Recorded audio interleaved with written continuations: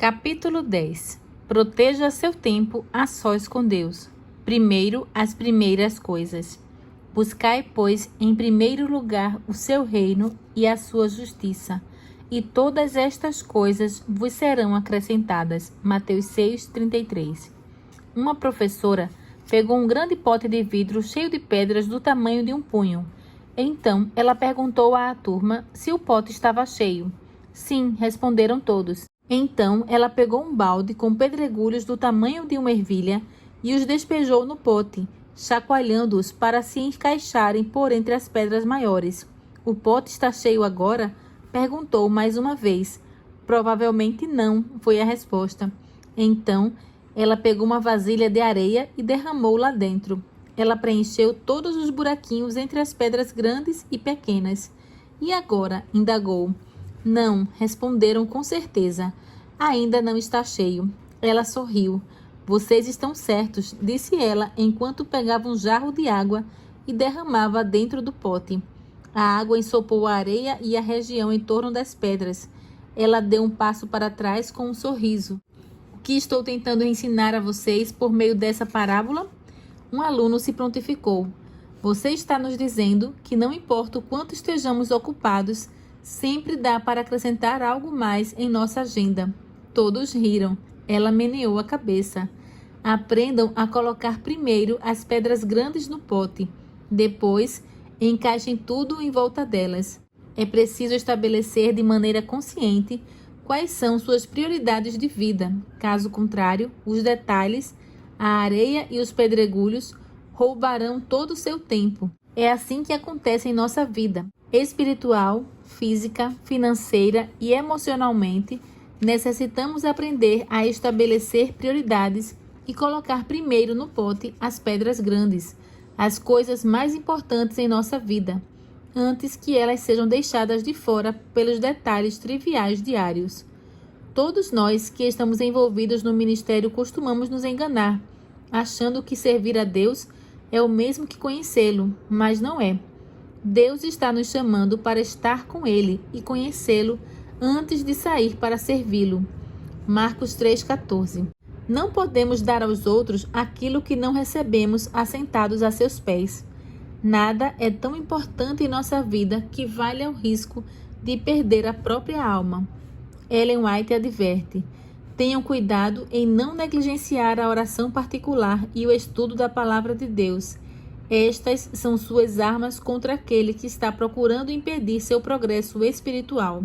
A primeira negligência da oração e do estudo bíblico torna mais fácil a segunda negligência. À medida que aprendemos a transformar o tempo com Deus em nossa prioridade diária, mesmo se deixamos de dormir um pouco ou tiramos alguma outra coisa da agenda, descobrimos que tudo mais na vida começa a fluir de maneira mais tranquila. Em vez de gastar o dia inteiro para realizar um projeto, precisaremos de apenas algumas horas, porque estaremos trabalhando com força e sabedoria sobrenaturais. Em lugar de nos sentir ansiosos e estressados porque muitas coisas demandam nossa atenção, teremos sensação de perfeita paz, porque Deus está no controle. Embora nem sempre faça sentido de acordo com os padrões humanos, sempre que damos a Deus, Ele sempre nos dá muito mais de volta. Preserve seu tempo a sós. Agora que renovamos o compromisso de colocar Deus em primeiro lugar, o que podemos fazer para proteger e salvaguardar nosso tempo com Ele todos os dias? Aqui estão algumas dicas pessoais. Encontre um lugar solitário para se encontrar com Deus. Em Marcos 1,35, somos instruídos. De madrugada, quando ainda estava escuro, Jesus levantou-se, saiu de casa e foi para um lugar deserto, onde ficou orando. Ajuda a ter o próprio lugar solitário onde você faz a devoção pessoal todos os dias.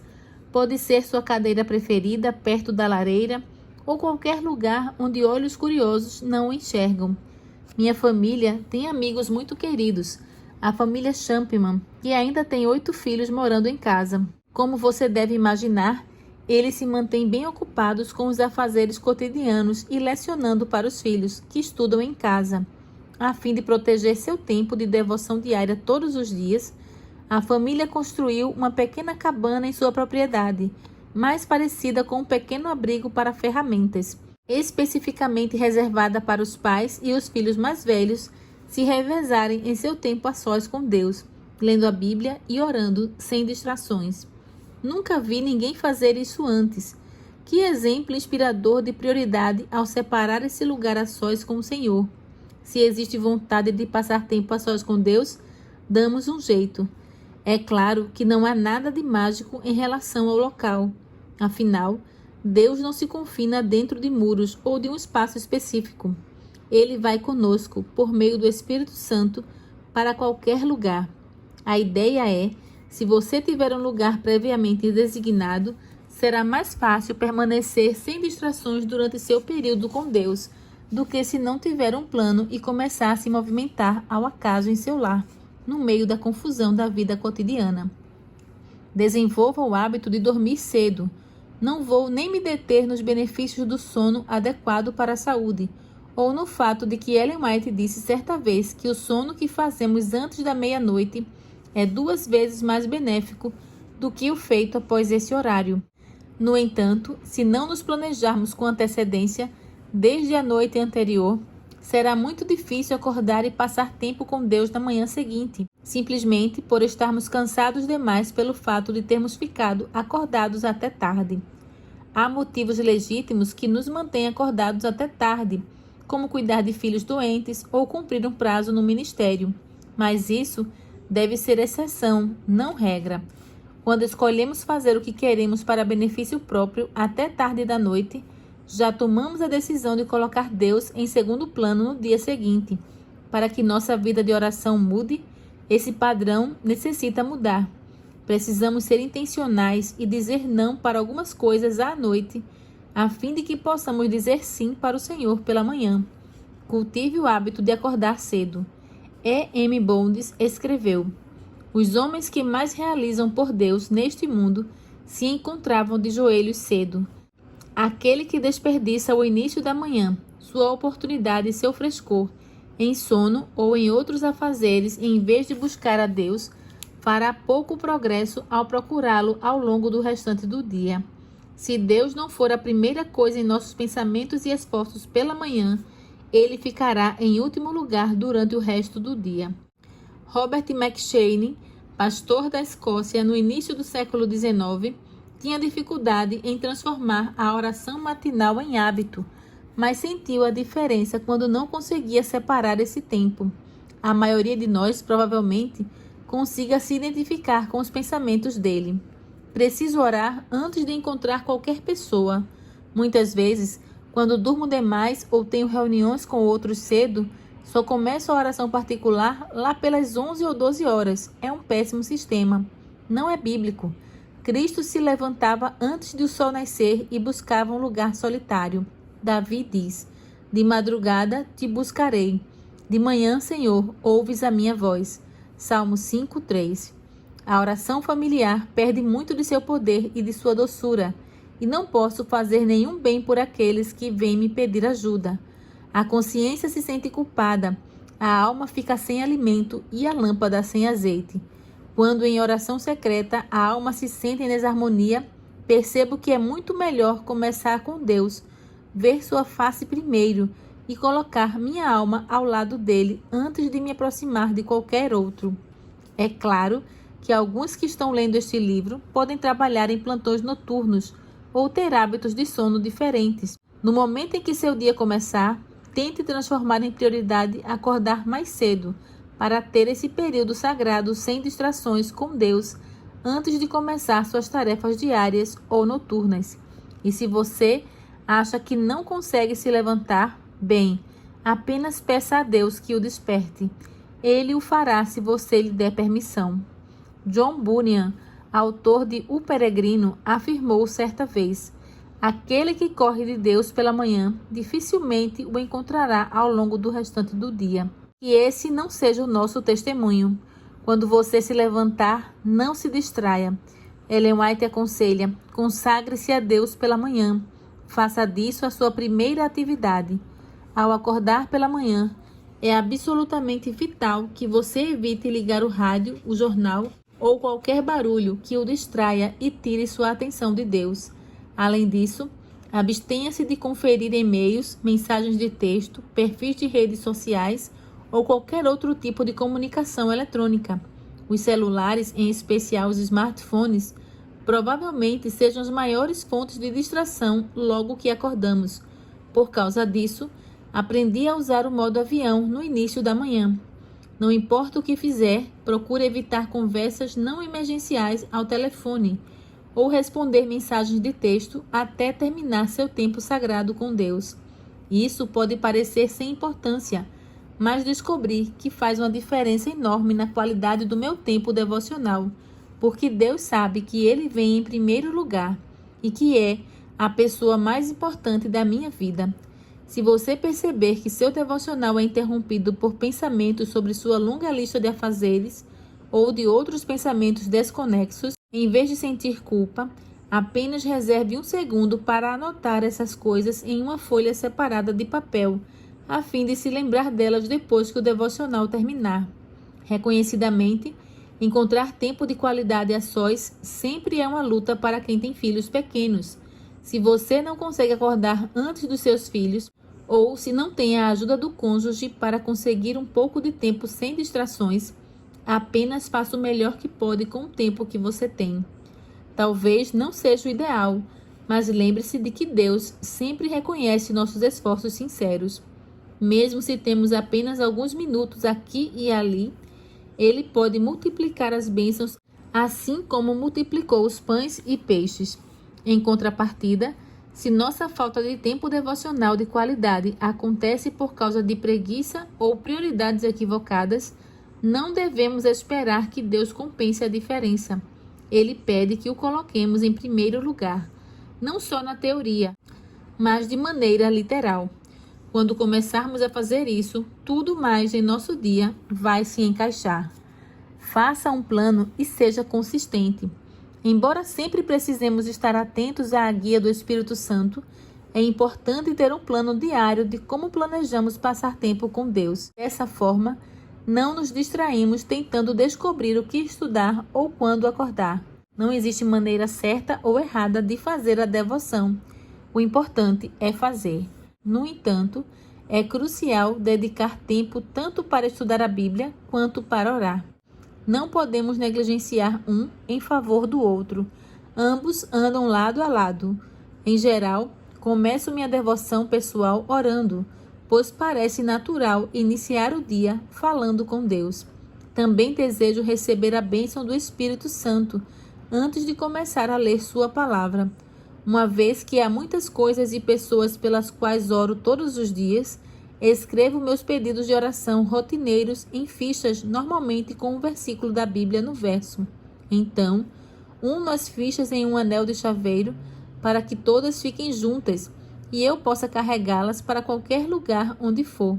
Assim que um pedido específico é atendido, tiro o cartão do grupo e o dobro, colocando-o em um pote da minha estante. Minha fé tem sido encorajada ao ver o pote de oração se encher à medida que Deus atende às minhas orações. Uma das minhas partes preferidas da oração todas as manhãs é o louvor e a adoração. Se não houver o risco de incomodar alguém, eu canto durante o momento de oração. A inspiração nos explica. O canto é um ato de adoração, tanto como a oração. Realmente, muitos hinos são orações. Outra de minhas partes preferidas é orar a palavra. Não dá para superestimar essa prática. Acho que muitas pessoas perdem por não enxergar a conexão entre a palavra de Deus e sua vida de oração.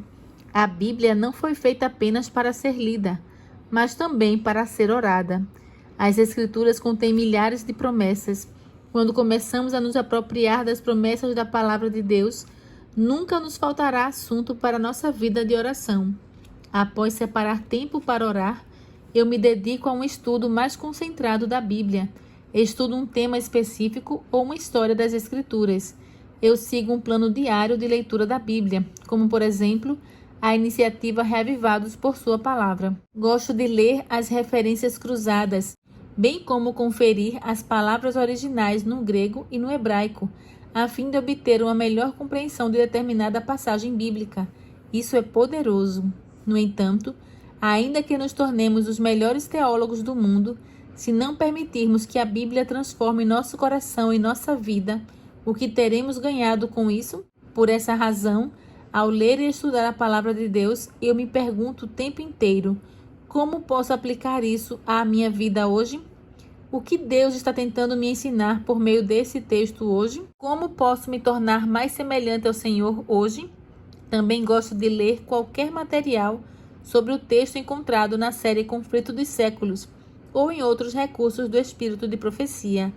Ler esses escritos acompanhados do estudo da Bíblia tem me proporcionado entendimento e apreço muito maiores pela palavra em si. Embora tenha crescido com esses recursos sempre à disposição, foi somente em anos recentes que descobri a mina de ouro que nós adventistas recebemos por meio dos escritos inspirados de Ellen White. É extraordinário. É claro que nada pode substituir o poder da palavra. Embora haja muitos devocionais populares atualmente, é muito importante que não permitamos que devocionais contemporâneos ou até mesmo compilações e devocionais do Espírito de Profecia, por mais poderosos que sejam, tirem o tempo que passamos com a palavra de Deus. Nada é capaz de substituir a Bíblia. Nada há mais apropriado para fortalecer o intelecto do que o estudo das Escrituras. Nenhum outro livro é tão poderoso para elevar os pensamentos, para dar vigor às habilidades, como as grandiosas e enobrecedoras verdades da Bíblia. Se a palavra de Deus fosse estudada como deveria ser, as pessoas teriam a mente mais esclarecida, um caráter mais nobre e firmeza de propósito, coisas raramente vistas nos dias de hoje. Confira mais dicas de estudo da Bíblia, inclusive de como se aprofundar no estudo, no livreto online gratuito que Armando Miranda, vice-presidente da Associação Geral, e eu escrevemos recentemente, intitulado Revived by God's Word, a mini handbook for Bible Study, Reavivados pela Palavra de Deus, um mini manual para o estudo da Bíblia. Mais uma vez, o ponto-chave não é seguir determinado plano ou método todos os dias, mas dedicar tempo diário de maneira consistente e, durante esse tempo, priorizar a oração e o estudo da Bíblia, mostrando-se aberto àquilo que Deus está tentando ensinar a você. Trate Deus com respeito, lembrando-se do Deus que Ele realmente é. A inspiração nos recorda: devemos comparecer diante de Deus com reverência santa. Os anjos velam a face em sua presença. Os querubins e os resplandecentes e santos serafins se aproximam de seu trono com solene reverência. Quanto mais nós, seres finitos e pecadores, devemos comparecer de forma reverente diante do Senhor, o nosso Criador. Muitas pessoas desejam conseguir uma audiência com o poderoso e influente rei Zulu, na África do Sul, mas poucas conseguem. Há alguns anos atrás, Deus abriu uma rara oportunidade para um de meus amigos passar um dia inteiro com ele, e os dois se tornaram bons amigos. Tempos depois, quando a filha do rei se casou, meu amigo foi convidado para a cerimônia. Dá para imaginar o respeito que meu amigo mostrou ao rei quando estava em sua presença. Ele não interrompeu a conversa para atender ligações ao telefone ou responder às mensagens de texto. Não ficou correndo de um lado para o outro a fim de realizar esta ou aquela tarefa. Permaneceu na presença do rei e aproveitou o dia, conversando e fazendo amizade. Se esse é o respeito que dispensamos a autoridades terrenas, não deveríamos demonstrar o mesmo tipo de respeito ao nosso Senhor e Rei do Universo quando nos encontramos com ele? Minha amiga Leslie Ludd conta uma história sobre o grande reformador John Wesley. Ele recebeu o convite para passar a noite com Lord Byron, o mais poderoso homem da Inglaterra. Era uma grande honra, pois as pessoas esperavam meses a fio para conseguir uma audiência com ele. No entanto, antes que a noite terminasse, John Wesley se levantou e pediu desculpas, dizendo que precisava ir embora. Lord Byron quase se ofendeu. "Por que você vai embora quando a noite ainda é tão jovem?" perguntou. "Não percebe que sou um homem muito importante e que muitas pessoas imploram para passar tempo comigo à mesa?" Wesley respondeu: Não tenho a intenção de ofendê-lo, Senhor, e me sinto muito honrado por esse tempo que passamos juntos, mas tenho um compromisso com o Rei do Universo agora, e não ouso estar cansado nem chegar atrasado. Que exemplo real de colocar as prioridades na ordem correta. Talvez você esteja pensando, sim, mas bem que ele poderia ter feito uma pequena exceção nesse caso, não acha? Afinal, estava diante de uma autoridade importante. Ele poderia ter passado tempo com Deus mais tarde. É claro que o Senhor compreenderia. Deus realmente compreende. Ele compreende que somos fracos, frágeis e desesperadamente necessitados de uma conexão contínua com Ele. Uma conexão que precisa ser mais forte do que qualquer laço terreno e mais importante do que qualquer honra deste planeta. Afinal, Ele é o Rei dos Reis e Senhor dos Senhores. A oração é nosso compromisso divino, o compromisso acima de todos os outros. Quando o perdemos, nós nos colocamos em solo inimigo. A inspiração nos diz: as trevas do maligno envolvem os que negligenciam a oração. As tentações sussurradas pelo inimigo os levam a pecar.